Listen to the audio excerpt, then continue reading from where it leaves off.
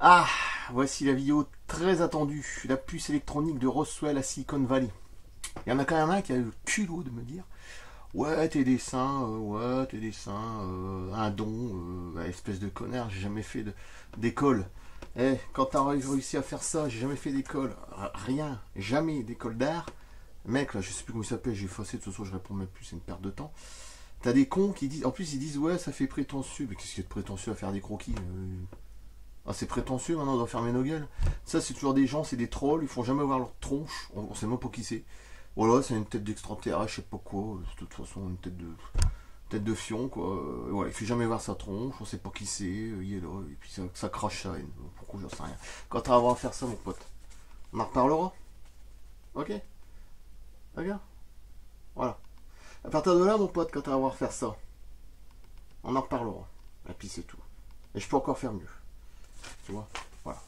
Je peux pas trop non plus te. Hein. Là, les dessins que j'ai fait voir, c'était pas la qualité supérieure ce que j'ai fait voir, tête de con. C'était une qualité qui était en dessous. Là, ce que j'ai fait, c'est encore supérieur. Et je peux encore faire supérieur si je veux. Bon, voilà, c'est tout. De toute façon, bon.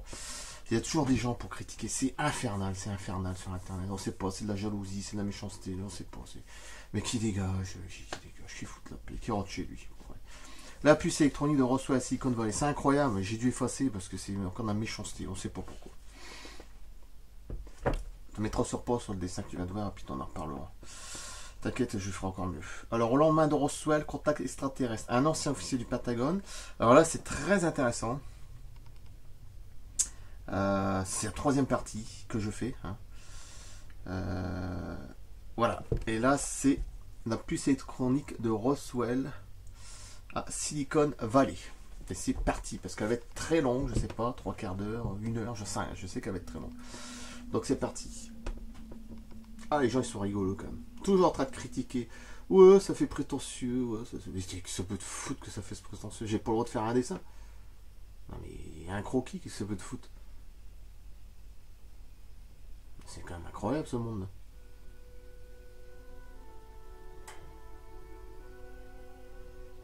Bon, ouais, c'est parti.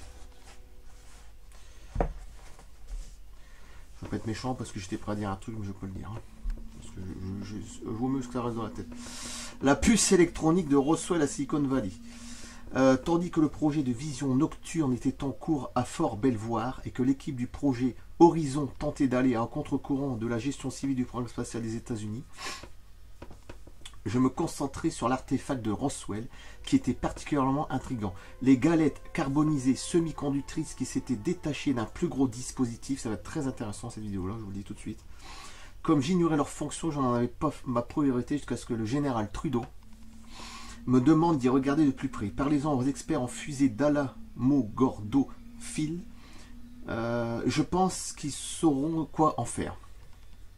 Je savais que le général Twining avait rencontré les officiers du commandement du matériel aérien d'Alamogordo quelques jours après l'écrasement et qu'il avait décrit certains des débris qui avaient été récupérés, mais j'ignorais à quel point ces descriptions avaient été précises ou si ces individus étaient même au courant de l'existence de ces étranges galettes. Les galettes de Pont-Aven. Effectivement, en général, il serait intéressant de contacter des scientifiques d'ici, mais j'aimerais particulièrement discuter avec des ingénieurs travaillant pour des entrepreneurs de la défense. Peut-être pourront-ils découvrir le processus d'ingénierie de ces objets. Phil, allez aux laboratoires Bell. Leurs usines ont produit le transistor et ces objets ressemblent beaucoup à des circuits transistorisés. On imagine déjà les circuits intégrés, tout ça. Je savais que le général Trudeau avait travaillé étroitement avec le laboratoire Bell et avec Motorola à des recherches en communication durant la guerre et plus tard aussi d'essais d'Alamogordo pour les lancements de missiles V2 ainsi qu'après l'écrasement survenu à Roswell. Y avait-il apporté certains artefacts et avait-il montré ces minuscules puces de silicium? Tout ce que je savais, c'est que le domaine de la miniaturisation des circuits avait fait un pas de géant en 1947 avec l'invention du transistor et des premiers composants à l'état solide. À la fin des années 50, les transistors avaient remplacé le tube à vide dans les radios et substitué à la grosse boîte en bois des années 40 une radio portative en plastique que l'on entendait claironner sur toutes les plages sur les chauds dimanches de juillet. L'industrie électronique avait fait un grand bond technologique en moins de 10 ans et je me suis demandé si quelques artefacts de Roswell dont j'aurais ignoré l'existence avaient mon affectation au bureau de la technologie étrangère en 1961 n'avaient pas été exploités. Bon. Lorsque j'ai montré ces galets de silicium au général Trudeau, j'ignorais que je serais très rapidement et très étroitement impliqué dans l'industrie informatique naissante. En tant que maillon invisible d'une chaîne d'assemblage qui produirait 15 ans plus tard le premier système de micro-ordinateur ainsi que la révolution de l'ordinateur personnel. Depuis que j'avais rejoint l'armée en 1942, ma carrière m'avait fait traverser les stades des appareils à tube à vide, comme les radios et les radars de la Deuxième Guerre mondiale, jusqu'aux châssis à composants, si ces grandes unités de circuit tombaient en panne, on pouvait remplacer les sections principales, les sections secondaires et aussi les minuscules composantes électroniques transistorisées. Les premiers ordinateurs militaires que j'ai vus occuper l'espace de toute une pièce, c'était de véritables monstres très bruyants, bon, j'imagine hein, quand même, qui tombaient toujours en panne et qui sont en énorme. Alors là, on parle d'ordinateur. Hein. C'est pour ça que par la suite, ils ont intégré des trucs dedans pour faire l'ordinateur qu'on retrouve de nos jours. Grâce au crash de Roswell. Ça va voilà, aujourd'hui, prenez une éternité à calculer les réponses les plus simples. Ce n'était que des marmites à données remplies de carburant, mais ils émerveillaient ceux d'entre nous qui n'avaient jamais vu fonctionner un ordinateur. À Red Canyon et en Allemagne. Les radars, j'espère qu'il y a une bonne couleur parce que de pistage et de ciblage que nous utilisions étaient contrôlés par de nouveaux ordinateurs à châssis transistorisés suffisamment compacts pour entrer dans un camion et voyager avec le bataillon. C'est pourquoi quand j'ai ouvert mon dossier dingue et que j'ai aperçu ces galettes grises de silicium quadrillées et carbonisées de la grosseur d'une pièce de 2500, j'ai pu faire une supposition éclairée quant à leur fonction même si je n'avais rien vu de tel. Je savais cependant que nos spécialistes ainsi que les chercheurs universitaires qui travaillaient avec les laboratoires de développement de Bell et de Motorola et d'IBM saisiraient davantage la fonction première de ces puces se trouverait et dont nous avons besoin pour en fabriquer nous-mêmes. J'ai d'abord téléphoné au professeur Hermann Oberth afin de savoir si quelques développements avaient eu lieu après l'écrasement survenu à Roswell. Ce physicien connaissait les scientifiques d'Alamogordo et il avait probablement été mis au courant des conversations ayant eu lieu entre eux et le général Twining au cours des heures ayant suivi la récupération du véhicule extraterrestre. Parce que là on parle bien quand même, bon bref. Faut arrêter de tourner autour du pot. Si le général leur avait décrit certains des débris, leur avait-il parlé de ces puces de silicium? Et si c'était le cas, qu'en avaient fait ces scientifiques au cours des mois où l'ENIAC expérimentait le premier ordinateur fonctionnel au site d'essai militaire d'Aberdeen au Maryland? Ils ont vu dans le hangar de Walker Field, me dit le professeur Oberth. Ils sont tous allés d'Alamogordo à Roswell par avion avec le général Twining pour voir la cargaison expédiée à Whitefield. Oberth m'a alors raconté ce qui s'était passé ce jour-là quand une équipe de scientifiques du commandement de matériel aérien avait examiné de près les débris récupérés sur le site de l'écrasement. Certains furent emballés pour voyager dans les B-29, tandis que d'autres, particulièrement les caisses qui ont abouti à Fort Riley, furent chargées sur des auto-chenilles pour faire le voyage. Alors là, c'est intéressant parce que bon, on va prendre des trucs. Le docteur Oberth, j'en souviens plus, ça y est, j'ai tellement lu le livre. Le docteur Oberth m'a affirmé que des années plus tard, Von Braun lui avait dit que ces scientifiques qui devaient littéralement faire la queue pour faire traiter leurs équations par l'ordinateur expérimental d'Aberdeen au Maryland avaient été émerveillés par les circuits microscopiques gravés sur les galettes carbonisées provenant d'un vaisseau spatial de Roswell. Von Braun avait demandé au général Twining si l'on contacterait quelqu'un des laboratoires Bell au sujet de cette découverte. Le général avait d'abord semblé surpris, mais quand Von Braun lui avait parlé des expériences sur les composants à l'état solide, un matériau dont les électrons n'ont pas besoin d'être excités par la chaleur pour conduire un courant, Twining avait été intrigué. Et si ces puces étaient les composants des circuits de l'état solide très avancés? On va leur demander Von Braun. Et si l'une des raisons pour lesquelles l'armée n'avait pas trouvé de câblage électronique sur le vaisseau résidait dans ces couches de galettes réparties dans tout le vaisseau. Ces circuits constituaient peut-être le système nerveux de l'appareil transportant des signaux et transmettant des commandes comme le fait le système nerveux dans un corps humain. Wow. Ouais, il faut chercher quand même. Hein, tout ce que le General Tuning avait déjà vu dans ce domaine, c'était des tubes à vide fortement isolés datant de la Deuxième Guerre mondiale et dont les fils multibrins étaient recouverts de tissu. Il n'avait jamais vu de telle puce métallique. Comment fonctionnait-elle, avait-il demandé à Von Braun. Les scientifiques allemands n'en étaient pas certains, mais ils devinaient qu'elle fonctionnait selon le même principe que les transistors en cours du développement dans les laboratoires pour être fabriqués commercialement. Elle transformerait complètement l'industrie électronique, avait expliqué Von Braun au général Tuning. Les Allemands avaient essayé désespérément de développer de tels circuits durant la guerre, mais Hitler, convaincu que la guerre serait terminée en 1941, avait dit aux chercheurs informatiques que la Wehrmacht n'avait pas besoin, bah tiens, celui qui m'a dit que mes dessins, peut-être il vient de là, Wehrmacht, je sais pas, c'est un essai sûrement, une pourriture. N'avait pas besoin d'ordinateur nécessitant un développement qui durerait plus d'1 an. C'est pareil, c'est le même esprit, hein, c'est tout des... Bon, bref. Et il croyait qu'on célébrerait les handicapés, les homos, et hop, enfin bref. La victoire à Berlin avant la fin de l'année. Saloperie. Or, les recherches des Allemands sur les composants à l'état solide, ainsi que les travaux préliminaires effectués au laboratoire Bell, n'étaient rien comparativement à la merveille que Tuning avait montré à Von Braun et aux autres scientifiques du Nouveau-Mexique. Sous la loupe, ces derniers avaient cru voir non pas un simple commutateur à l'état solide, mais tout un système de commutateurs intégrés les uns les autres et comportant un circuit complet ou un ensemble de circuits. Ils ne pouvaient pas en être certains car d'entre eux n'avaient jamais rien vu de tel auparavant. Mais il avait sous les yeux, pour l'autre abruti, une image de ce que serait l'électronique du futur si l'on pouvait trouver un moyen de fabriquer ce type de circuit sur notre planète. De toute façon, je leur mettrai ce dessin là, donc comme ça il va se faire foutre. Les anciens systèmes de guidage nécessaires pour contrer le vol d'une fusée qui en 1947 était trop gros pour entrer dans le fusage de l'engin pourraient être miniaturisés afin que la fusée possède son propre système de guidage automatique. Si nous pouvions reproduire ce que possédaient les IBI, nous aurions nous aussi la capacité d'explorer l'espace. La rétro-ingénierie des circuits intégrés à l'état solide a effectivement débuté quelques semaines après l'écrasement, même si William Shockley, au laboratoire Bell, travaillait déjà à une version de son transistor en 1946. Ouais, avant 1947. Hein. À l'été 1947, les scientifiques d'Alamogordo n'étaient au courant que des recherches au cours des laboratoires Bell et chez Motorola. On parle de Motorola et Bell. Hein. Sur les circuits à l'état solide. Ils dirigèrent donc Nathan Tuning vers les chercheurs de ces deux compagnies et consentirent à l'assister lors des premières séances d'information sur la nature des découvertes de Roswell. L'armée remit très secrètement certains composés à des ingénieurs pour inspection et au début des années 50, le transistor avait été inventé à des circuits transistorisés existaient autant dans des produits de consommation que dans les systèmes électroniques militaires.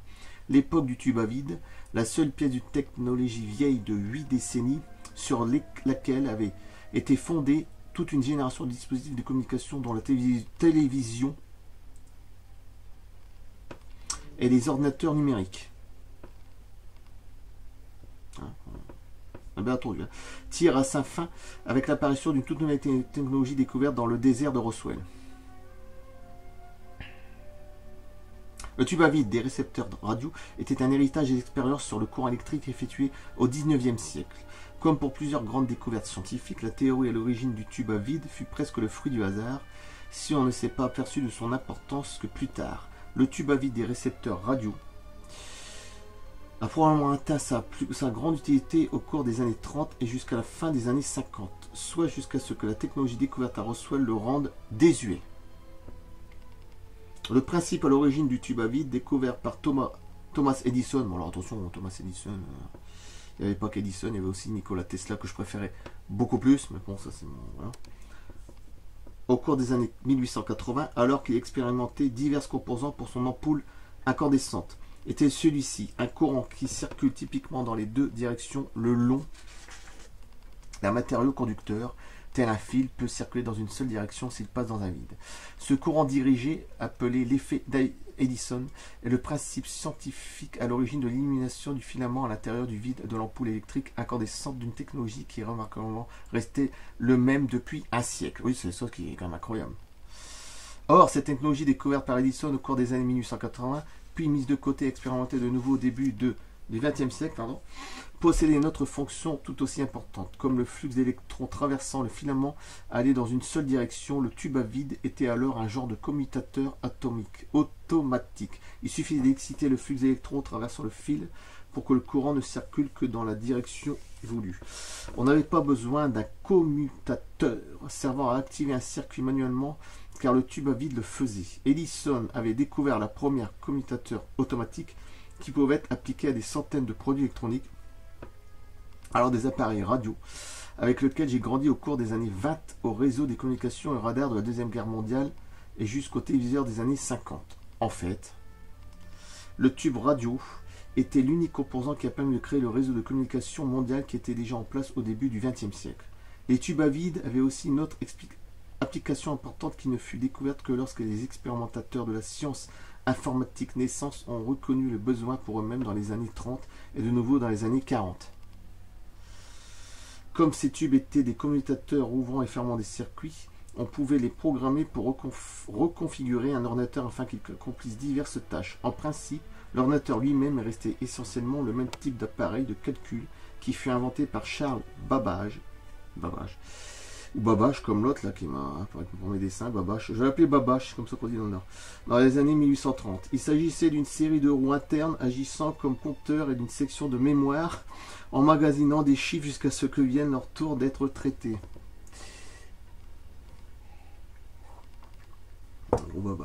L'ordinateur de Babbage a été opéré manuellement par un technicien qui manipulait des commutateurs mécaniques afin d'entrer des chiffres bruts et d'exécuter le programme. Le principe simple de ce premier ordinateur nommé machine anatylique par son inventeur était qu'une même machine pouvait exécuter une variété infinie de calculs grâce à la reconfiguration de ses parties au moyen d'un mécanisme de commutation. Je pensais que c'était communication. La machine comportait un composant destiné à entrer des chiffres ou des instructions dans le processeur. Le processeur lui-même qui effectuait les calculs, une unité centrale de traitement ou UCT, qui organisait et séquençait les tâches afin de s'assurer que la machine effectuait la bonne tâche au bon moment. Une zone mémorielle pour emmagasiner les chiffres et finalement un composant qui transmettait les résultats des calculs à un genre d'imprimante. En somme, les mêmes composants de base que ceux de tous les ordinateurs d'aujourd'hui. La même machine pouvait additionner, soustraire, multiplier ou diviser et même emmagasiner les chiffres d'une opération pour la suivante. Elle pouvait même stocker les instructions de calcul d'une tâche pour une autre. Babbage avait emprunté un processus de cartes perforées inventé par Joseph Jacquard pour programmer les métiers à tisser. Les programmes de Babbage pouvaient être emmagasinés dans une série de cartes perforées insérées dans l'ordinateur pour contrôler la séquence des chiffres à traiter. Bien que cela puisse sembler une invention prodigieuse, il s'agissait d'une technologie de la révolution industrielle amorcée à la fin du XVIIIe siècle, aux simples fins utilitaires de traiter d'énormes chiffres pour les militaires britanniques. Pourtant, conceptuellement, il s'agissait d'un tout nouveau principe de conception de machine qui amorça tranquillement la révolution numérique. Comme la machine de Babbage, étant encombrante et opérée manuellement, on s'en servit très peu au XIXe siècle, et Babbage lui-même était déjà oublié dans les années 1880. Cependant, l'application pratique de l'électricité aux appareils ménagers de l'hydroélectricité et des grilles d'alimentation, on y arrive, bon, c'était obligé, par Thomas Edison et amélioré par Nikola Tesla. Donc, voilà, c'est pour ça que je mets toujours ma préférence quand même. Parce que j'ai été vite oublié aussi, dans les années 40, il est mort, après les Allemands ont appliqué toute cette technologie, bon bref. Il est mort dans la pauvreté, de toute façon, on l'a pris pour un con aussi, un débile, bon c'est ce que tu veux. Voilà. Puis ces gens-là qui les prend pour un con, un débile, ben voilà. On les traite de tous les noms. Ben, je parle, c'est génial, hein, attention, mais je suis juste en train de raconter, je suis à côté de la plaque, à côté de ça. On donne une nouvelle vie à la machine à calculer, mais c'est pareil, il y a toujours de la jalousie aussi dans ce domaine-là, c'est pareil. Méchanceté. Le concept d'une machine à calculer automatique inspirerait des inventeurs américains à concevoir leur propre calculatrice électrique afin de traiter d'énormes chiffres lors d'une compétition pour exécuter les calculs liés au recensement américain de 1890. Le gagnant de cette compétition fut Hermann Ulrich, dont la calculatrice électrique était un appareil monstrueux qui non seulement traitait les chiffres, mais affichait sur d'énormes horloges de progression de processus. Il eut tellement succès que les compagnies de chemin de fer l'engagèrent pour traiter leurs chiffres. Au tournant du siècle, sa propre compagnie, Computing, Tabulating and Recording Company, était devenue la plus grande productrice à machines à calculer. À sa mort en 1929, sa compagnie était devenue le conglomérat de l'automatisation IBM. Eh oui, IBM. Vers cette même période, un ingénieur allemand du nom de Konrad Zuse aborda certaines des mêmes difficultés rencontrées par Charles Babbage un siècle plus tôt. Comment construire sa propre version d'une machine à calculer universelle qui pourrait se reconfigurer elle-même selon le type de calcul désiré par l'opérateur. Zuse décida que sa machine, au lieu d'utiliser le système décimal qui limitait les types de calculs arithmétiques qu'elle pouvait exécuter, n'utiliserait que 2 chiffres, soit 0 et 1. Le système binaire, cela voudrait dire qu'il pourrait traiter n'importe quel type d'équation mathématique par l'ouverture ou la fermeture d'une série de relais électromagnétiques des commutateurs qui serviraient de valve ou de porte pour laisser passer le courant ou l'interrompre. Ces relais étaient du même type que les dispositifs utilisés par les grandes compagnies de téléphone, tel le système de Bell aux États-Unis, comme base de leur réseau. En combinant une alimentation à l'électricité et des commutateurs électriques avec l'architecture de la machine analytique de Babbage, et en fondant ses calculs sur un système binaire plutôt que décimal, Zuse avait créé la version européenne du premier ordinateur numérique électrique. Et oui, un appareil entièrement nouveau. C'était seulement 3 ans avant l'invasion de la Pologne par les Allemands et le déclenchement de la Deuxième Guerre mondiale. Aux États-Unis, vers la même époque où Zuse assemblait son premier ordinateur dans le salon de ses parents, Owen Aiken, professeur de mathématiques à Harvard, tentait de reconstruire une version théorique de l'ordinateur de Babbage en utilisant aussi des relais électromagnétiques tels que des dispositifs de commutation et en employant un système binaire. La différence entre Zuse et Aiken, c'est que ce dernier possédait des diplômes universitaires et que son passé de mathématicien innovateur le conduisait dans les bureaux de Thomas Watson, président d'IBM, et qui il présenta sa proposition pour créer le premier ordinateur numérique américain. Impressionné, Watson autorisa un budget d'1 million de dollars et le projet démarra à Cambridge, à Massachusetts, juste avant l'attaque de Pearl Harbor en 1941 ou 42. Pearl Harbor 43 42, ouais, je ne sais plus. Il fut ensuite déménagé au siège social d'IBM à New York durant la guerre. En raison de leur capacité théorique de calculer les grandes séries de chiffres et en une période de temps relativement brève, les ordinateurs numériques furent retenus par l'effort de guerre du Royaume-Uni comme déchiffreurs de code. En 1943, tandis que la première version en acier inoxydable de l'ordinateur d'Aiken fonctionnait parfaitement à Endicott, New York, les Britanniques utilisaient l'ordinateur cryptanalytique Colossus pour percer les codes allemands et déchiffrer les capacités de codage Enigma. La machine à coder dont les nazis croyaient qu'elle rendait leur transmission indéchiffrable par les alliés.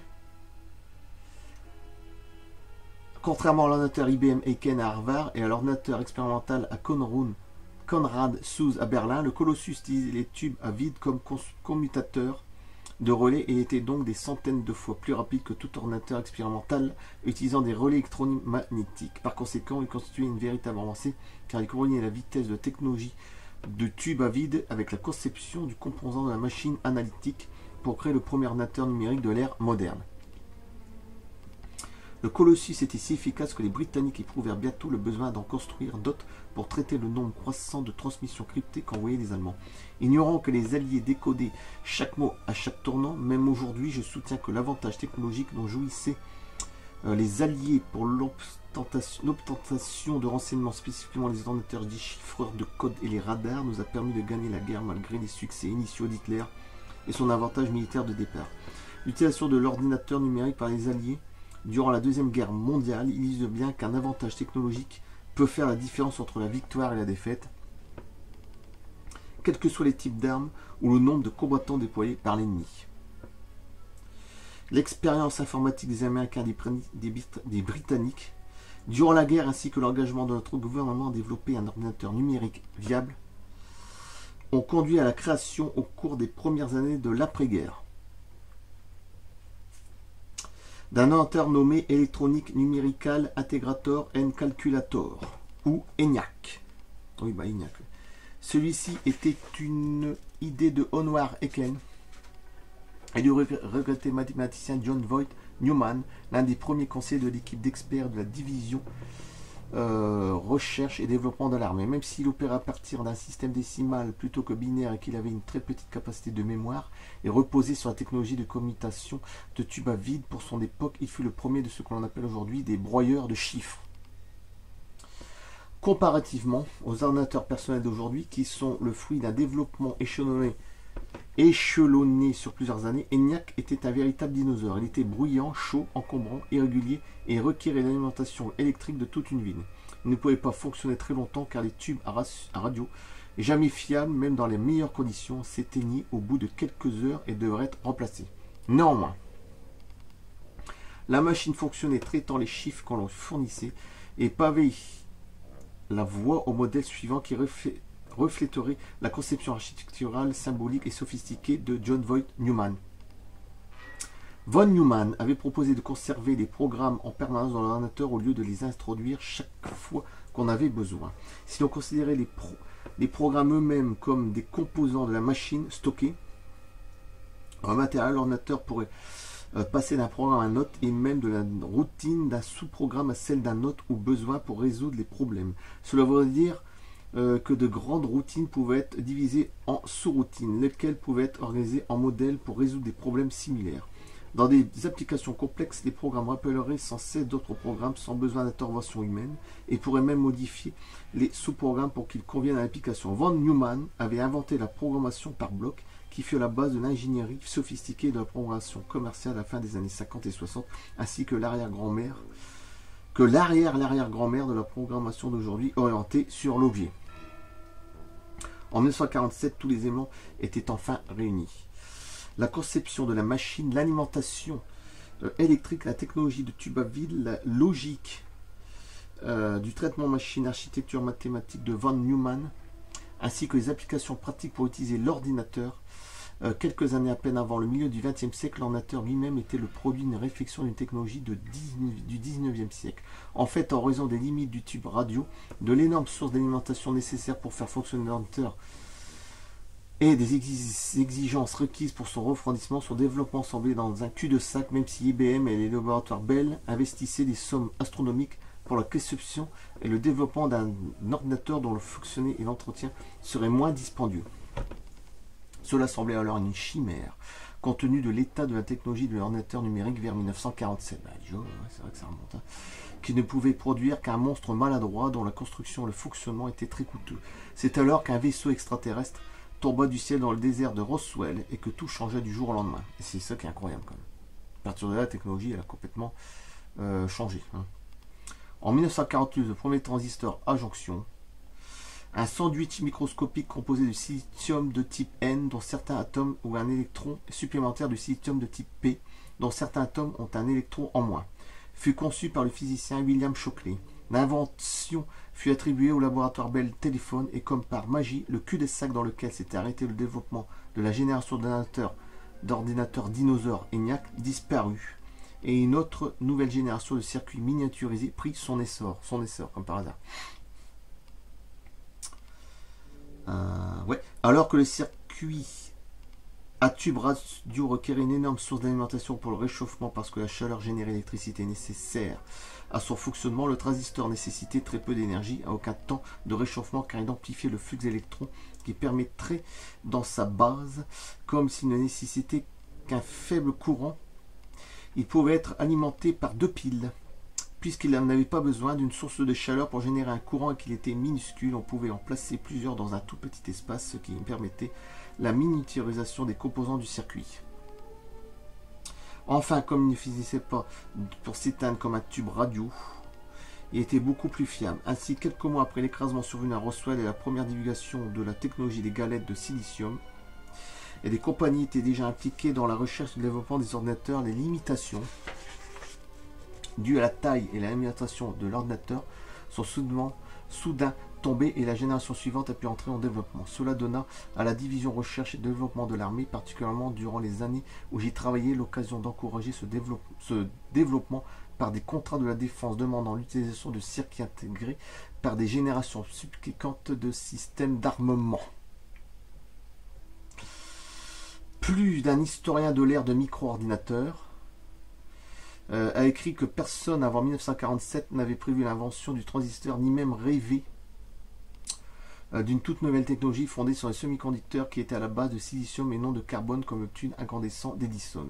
Plus génial que l'idée d'une machine à calculer, d'une machine analytique et de toute une combinaison de composants des premiers ordinateurs des années 30 et 40. L'invention du transistor et son évolution naturelle jusqu'à la puce de silicium des circuits intégrés dépassait tout sauf quantique de technologie imaginable.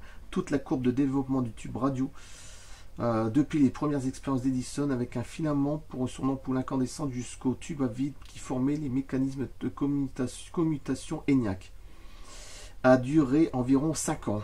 Le développement du transistor de silicium a semblé se réaliser en quelques mois.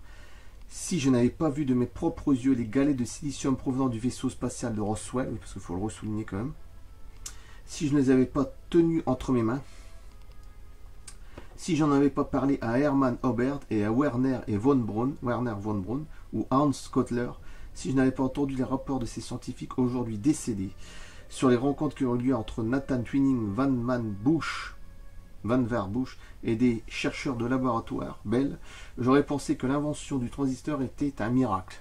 Ouais. Je sais maintenant comment elle s'est produite.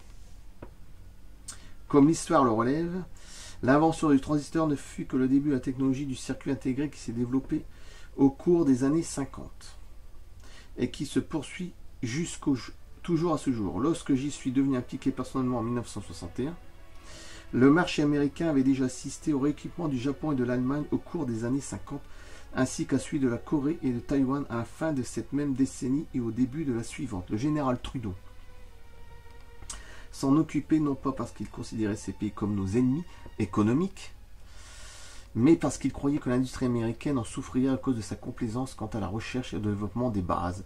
Il m'en fit part en plusieurs occasions lors de nos rencontres et l'histoire lui a donné raison. Il croyait que l'économie industrielle américaine avait joui, après la Deuxième Guerre mondiale, d'une abondante récolte technologique dont les effets se faisaient encore sentir au cours des années 60, mais il y aurait bientôt un retentissement car une entreprise de recherche et développement nécessitait des coûts qui ne contribueraient pas aux finances d'une compagnie dans l'immédiat. Le général répétait souvent que le résultat financier devait être bon pour que les actionnaires soient heureux, sinon ils révolteraient et congédieraient sur le champ l'équipe de gestion. En concentrant tous leurs efforts sur leurs résultats financiers, affirma-t-il, les grandes compagnies américaines se détruisaient elles-mêmes, tout comme une famille qui dépenserait toutes ses économies. On doit sans cesse investir dans soi-même. Phil, me disait-il, parfois en regardant par-dessus son Wall Street Journal avant notre entretien matinal, puis il ajoutait que les analystes boursiers mettaient toujours leur valeur à la mauvaise place.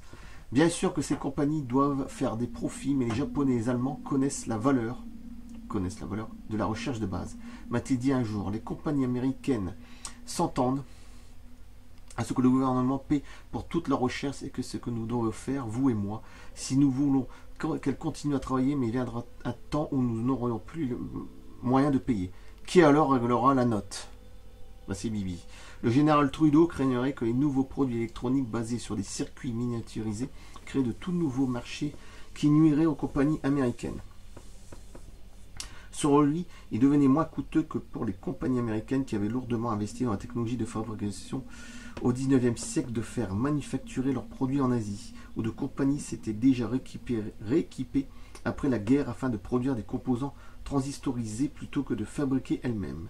Il savait que les besoins de l'exploration spatiale nécessaires pour contrer les IBI, entités biologiques extraterrestres, sur leur propre terrain reposaient sur le développement de la technologie des circuits intégrés afin que l'on puisse miniaturiser suffisamment les composants des vaisseaux spatiaux pour qu'elles correspondent aux exigences des véhicules propulsés par fusée.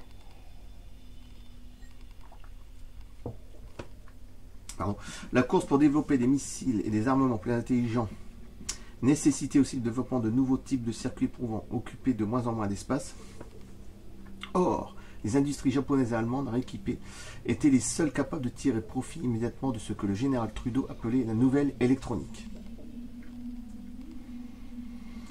Pour que l'industrie américaine devienne concurrente, les militaires devaient subventionner subventionner la recherche de base. Le général Trudeau était déterminé à défendre cette cause du Pentagone, car il savait que c'était la seule façon d'obtenir les armes, qu'on n'était aucun petit nombre à savoir nécessaire pour mener une guerre d'escarmouche contre les extraterrestres. Arthur Trudeau était un général de champ de bataille engagé solidairement dans une campagne militaire dont il ne pouvait même pas en parler, en raison de la politique nationale et des lois par le secret. Plus le fossé temporaire et s'élargissait entre l'écrasement survenu à Roswell et des préoccupations concernant l'expansion économique d'après-guerre, même les gens qui menaient cette guerre aux côtés du général Trudeau commençaient à disparaître un par un. Bon, faut pas demander. Le général croyait que l'industrie pourrait faire cette guerre pour nous si on leur fournissait des idées et l'argent pour développer les armes requises. En 1961, nous avons donc dirigé notre attention sur les circuits intégrés. Les dépenses militaires du gouvernement et les besoins de l'exploration spatiale avaient déjà lourdement financé les circuits à composants transistorisés. La fiabilité et la portabilité des radars et des missiles que je commandais en 1958 à Red Canyon, au Nouveau-Mexique, reposaient sur des composants miniaturisés. De nouvelles générations de radars de pistage sur les planches à dessin en 1960. Planches à dessin. D'accord. Non, c'est pour le trou du cul, là. En 1960, étaient encore plus sophistiqués et plus intelligents électroniquement que les armes que j'avais dirigées contre des cibles soviétiques en Allemagne. Il va se reconnaître, en fait, on leur connaît toujours les abrutis. Aux États-Unis, des radios japonaises et taïwanaises pouvaient tenir dans la paume de la main et étaient sur le marché. Des ordinateurs comme ENIAC, auparavant de la grosseur d'un petit entrepôt, occupaient maintenant des pièces de la grandeur d'une penderie et tout en générant encore de la chaleur ne tombaient plus en panne à cause d'une surchauffe des tubes à vide. Les mini-ordinateurs qui bénéficiaient de fonds gouvernementaux pour la recherche et le développement ne seraient pas sur le marché avant quelques années, même s'ils étaient déjà au stade de la conception.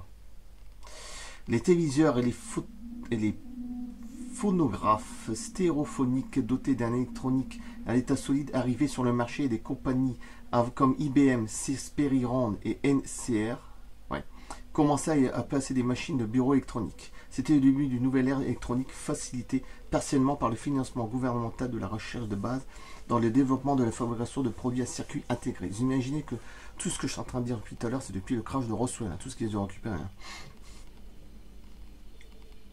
Néanmoins, le véritable gain, le développement de la technologie récupérée à Roswell devrait attendre encore des années.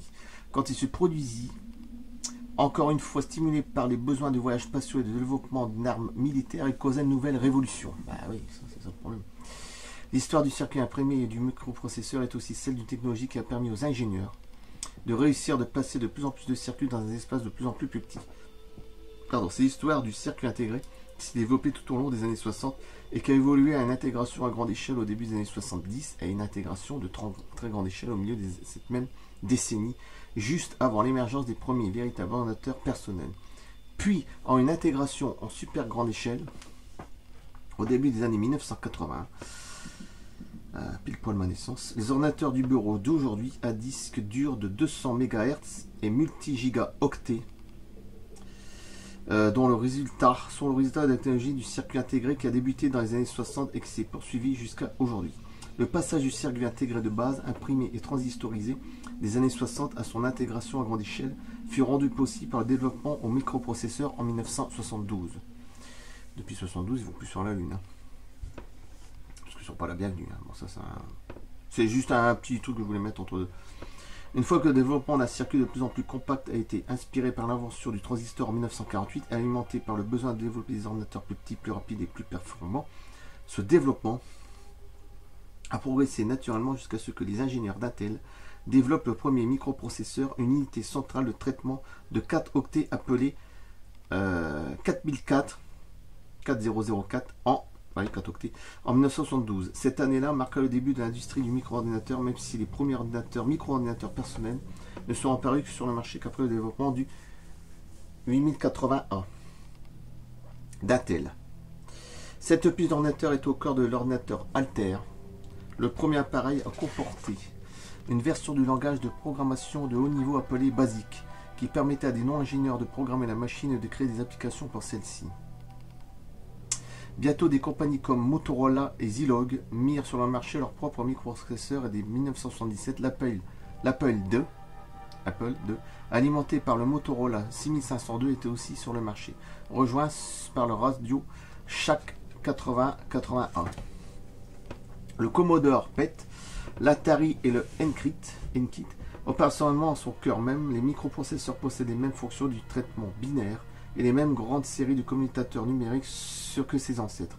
Les grosses unités centrales des années 50 et 60 et les mini-ordinateurs transistorisés de la fin des années 60 et du début des années 70.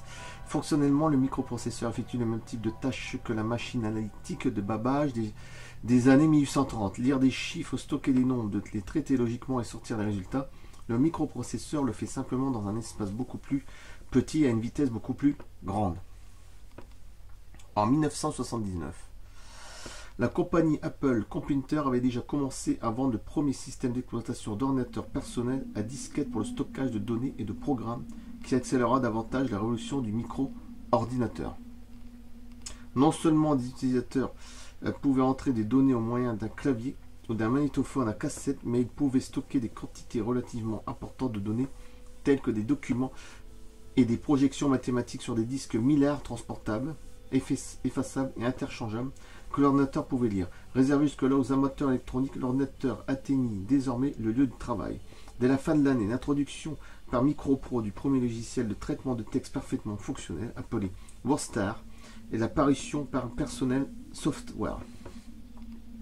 Le tout premier tableur électronique appelé VisiCalc ont tellement transformé le lieu de travail que l'ordinateur de bureau est devenu une nécessité pour tout jeune cadre s'élevant dans la hiérarchie commerciale. Vers le début des années 1980, avec l'apparition de l'Apple Macintosh et de l'environnement informatique orienté sur l'objet, non seulement le lieu de travail, mais aussi le monde entier avait un tout autre visage qu'au début des années 60. Mais le concept du docteur Van Bush d'un langage de recherche non fondé sur un schème linéaire, mais sur une relation intellectuelle avec quelque chose incorporé dans un texte, devint une réalité après l'apparition d'un programme informatique d'Apple appelé HyperCard. Ce fut comme s'il y avait eu lieu entre 1947 et 1980 un changement fondamental dans le paradigme dans la capacité de l'être humain à traiter l'information. Les ordinateurs, dans la capacité de l'être humain à traiter la vie à sa base de silicium, inspirant les formes de vie terrestres à base de carbone et de développer et même les aider à les reproduire. Des programmes de traitement dirigés par ordinateur désormais en place dans pratiquement toutes les grandes industries. Des logiciels concevant des systèmes experts basés sur un réseau neuronal et qui apprennent de leur propre expérience dans le monde réel des expériences en cours pour créer des puces de silicium quasi microscopiques dans l'apesanteur de l'orbite terrestre.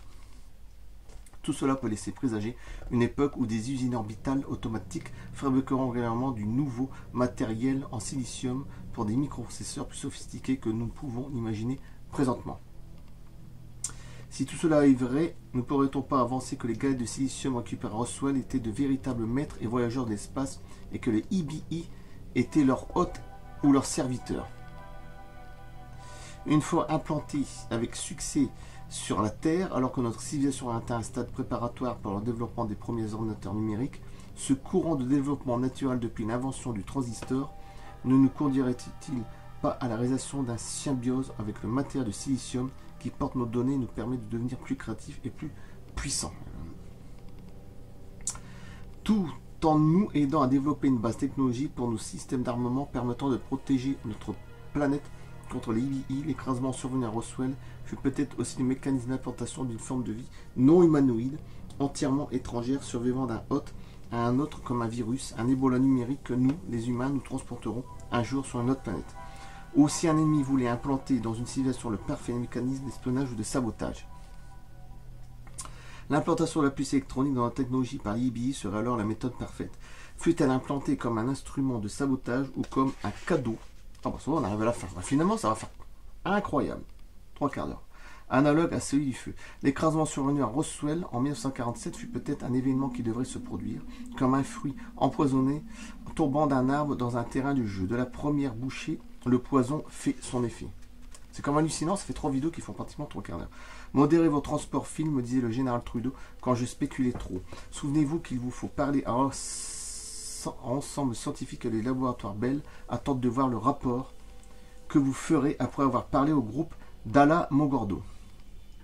Nous étions en 1961 et la miniaturisation de l'ordinateur et des circuits électriques était déjà commencée. Mais mon rapport destiné au général ainsi que les rendez-vous qu'il organisait pour moi chez Sperry Rand, chez Hugues et au laboratoire Bell étaient des rencontres avec des scientifiques à déterminer comment procéder leurs compagnies respectives pour intégrer les circuits miniaturisés dans la conception des systèmes d'armement. L'inspiration pour la création des micro-circuits était tombée du ciel à Roswell. Elle avait orienté le développement des ordinateurs numériques dans une toute autre direction. Ma tâche consistait maintenant à utiliser le développement militaire, particulièrement celui des systèmes de guidage, des missiles balistiques pour appliquer le micro-circuit à ces nouvelles générations d'armement. Le général Trudeau et moi, nous étions parmi les premiers éclaireurs de ce que deviendrait le champ de bataille électronique des années 80.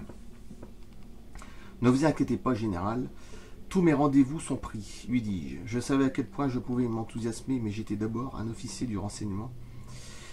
Et ce qui voulait dire que je devais commencer par remplir une page blanche.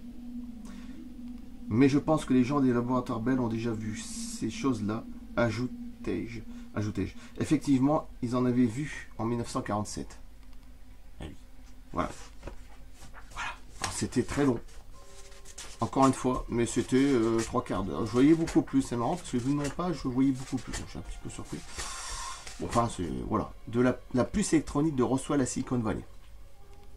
Ça sera le titre, en dessous, je mettrai un petit sous-coupe. Je vais voir. Voilà, et je coupe là. Et voilà.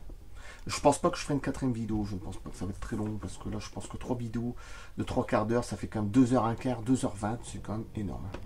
Donc on verra ça la prochaine fois. Et après il y aura encore pour un spatio secret, alliance extraterrestre. J'ai encore beaucoup de choses à balancer. J'ai pas fini. Et puis merde à tous ceux qui sont jamais contents. Je sais pas pourquoi. Parce que je fais des dessins, alors ça paraît prétentieux. Parce que je sais pas pourquoi. J'ai jamais fait de cours de ma vie. Bon, bref, mon père, oui, c'est grâce à lui aussi, mais j'ai jamais, voilà. J'ai jamais vraiment dessiné. Et puis, enfin, c'est toujours des cons pour dire des trucs, mais dégueulasses. Ils sont même pas capables. De toute façon, ça, c'est toujours ces cons-là qui sont même pas capables de le faire. Ah bah, qu'ils fassent des vidéos, qu'ils fassent voir sur internet, et puis on verra. Parce que s'ils ont fait 5 ans d'études dans les beaux-arts, j'ai pas envie de rire quand même. Parce que t'en as, ils sortent de là, c'est du nul à chier. Quand je dis nul à chier, je peux me permettre de le dire parce que mon père, il était prof. Il avait été prof de dessin et maths. Il a fait 50 ans de carrière de peinture. Lui-même, il se permettait de dire qu'il y en a, c'était de la merde, c'est tout. Mais il avait le droit de le dire, il était bien au-dessus de beaucoup de gens. Mais il s'en rendait même pas compte. Ah, c'est tout. Voilà, et je sais qu'il y en a qui étaient encore un peu au-dessus de lui, peut-être, oui, mais pas forcément. Mais il faisait des trucs extraordinaires. Ah, c'est pour ça que, voilà, je suis désolé. Ça, moi, ça m'énerve quand j'entends ça. Et mon père a toujours dit, bah toi tu fais même pas de beaux-arts après moi, et puis tu mets pas de déjà, qu'il me disait. Et même des fois, je regardais mon père quand il faisait une petite erreur, il me demandait de regarder parce qu'il avait comme du diabète dans les yeux. Je dis là, il y a un petit truc qui va pas, et quand je lui disais que là, il y a un petit truc qui va pas, il le refaisait, il disait c'était merci après moi. Hein. Alors après, on dira que ouais, c'est ça. Bon, bref, je coupe, je vais pas m'énerver dessus parce que ça me gonfle des gens qui sont en train de critiquer. Ils savent pas de quoi ils parlent de toute façon. Hein, bref. Bon. Je coupe. Merci et à bientôt. A plus dans 2-3 jours, hein, sûrement. A plus. Merci. T'as des pourritures, hein, ça existe. A plus.